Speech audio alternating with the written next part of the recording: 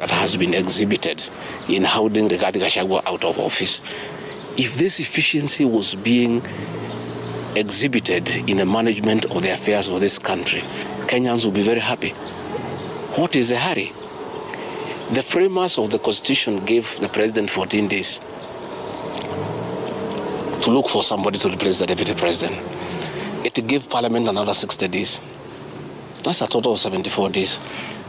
Why is a job that was prescribed by the framers of the Constitution to be done within 74 days is being done in half a day? You must ask yourself that question. I think it's being hurried to circumvent justice to avoid the courts of law from interrogating this matter and making a decision. Right, that is the impeached deputy president speaking there after leaving a Karen hospital. And Senator Maanzo, I see you were there as well as Mheshimiwa and Jeremiah here. And there has been questions being raised, even as he says, about that process of reducing what would be 74 days to just half a day. But also the Speaker of the National Assembly said that it is within. So the first day is also within 14 days. The first day is also within 60 days. So doesn't that defeat the argument? No, well, you see, what the government wanted to do is to swear in the new proposed deputy president with immediate effect, as early as Friday. That's why they went to court on Saturday in an effort to lift the court orders from one judge to 3 judges and get him sworn so that by 20th there is a deputy president. I want to say that the Constitution is very clear. In the event there is no deputy president and by some bad luck there is no president, the Speaker does that job. So there is no need to be in a hurry and to... You see, the court order issued by the judge on Friday can only be overturned at Court of Appeal. It cannot be overturned by another constitutional court, which had been requested by Gachagua's team to be constituted. And as soon as it is constituted, who appears before that constitutional court? The Attorney General, not the lawyers of Gachagua, and they were not even notified. So what the Attorney General expected that day was these 3 to become an appeal against the one judge, which is not the real thing, and then set aside the order, and immediately it is set aside. Then, of course, the moment a new DP is sworn, then all the court cases are overtaken by events, and you'll be following up an exercise in futility. So that shows bad faith, ill will, and it's an effort to defeat justice. You saw that on Friday when there was a special city, which was earlier on. In fact, I don't remember ever the Parliament ever sitting on a Friday. It never happened. So they arrange, and quickly the president brings in the name of a new proposed deputy president, and avoids the Election Act conveniently. You know, Speaker Wetangula is a very senior lawyer, extremely brilliant, very familiar with election law, and is somebody, in fact, qualified also to be Chief Justice. But he conveniently avoids and charters a path which eventually becomes unconstitutional in an effort to replace. What do you mean he avoided the Elections Act? Yes, in his communication, he never quoted the election. The Election Act requires the nomination of a new deputy president to be done by IBC. They know very well we have no IBC in the country, there are no commissioners. And in fact, the returning officer for the presidential ticket is the chairperson of IBC.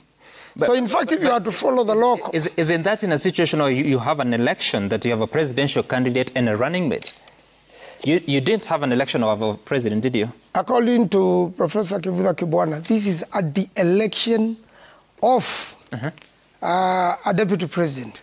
And therefore, when you are dealing with that, it follows exactly. The de-election is replaced in a similar manner as if you are dealing with an election. In fact, the law says elect, Parliament. Question. Sorry. Parliament elects the new DP. Which Parliament are you reading? Sorry? Which part are you reading? You know, if you look at the Election Act and and even the Constitution, yep. you see what happens is, and that was from his communication, Parliament is to elect. In fact, the National Assembly will elect. And not only that, it is elected constituency per constituency. You remember on the floor of the House on Friday, Honorable Wajala said we must move very fast, and why don't we have acclamation? And then also Honorable Otiende Omolo said, I am aware they are in court, and before we are served by any court order, can we quickly pass this? And then the Speaker went on to rule. The Speaker is very smart and said, you know, this, it must be one by one person. What they missed out is it can only be done constituency by constituency. So each member of a constituency must follow. That is the law. So what happens to the members that represent counties, like minor? And unfortunately, in that particular election, it must be by constituency. And this is a very... Which part are you reading of the law? Because when I look at Article 149 of the Constitution, within 14 days after a vacancy in the office of the Deputy President arises, the President shall nominate a person to fill the vacancy, and the National Assembly shall vote on the nomination within 60 days after receiving it. Now, you remember the Speaker's communication on election of Yela members. And also when now you go to the Election Act, and there's I think Article 101 on how, on the election of the president. You now go back to the election of the president. The election of the president and the election of deputy presidents is one. So the moment there is a vacancy... That is where you have a general election or a national election, isn't it? The moment you have a general... you know, at the end of it is an election. Yeah, but this is a vote. The Constitution is talking about a vote. And it's an election by the National Assembly. Each must elect. So who was the returning officer of this election at the National Assembly?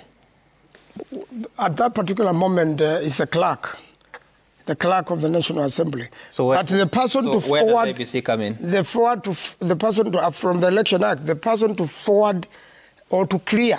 Because if you are a candidate of election to be by Parliament, to be a deputy president, then you must be cleared by IBC. And in fact, the same qualifications of an election of a deputy president in a national election applies to you. So why are you reading that, Senator? It applies, and I'm very sure in... the clearance by IBC, why are you reading it? It's the Election Act. You must be declared by... You must be cleared by IBC to show that you are fit. In a presidential election, isn't it? But this is a presidential election and a deputy presidential election. Okay. It's one and the same. I'll come back to you. But I want to complete to say that this is a totally uncharted ground. All right. I am very happy there are court cases pending in the constitutional courts. The Constitution is going to be interpreted as to what is the correct procedure of replacing. The president is clear because immediately the deputy president... Immediately you don't have the president, the deputy president ascends. And therefore you must now elect a new deputy. Okay, all right.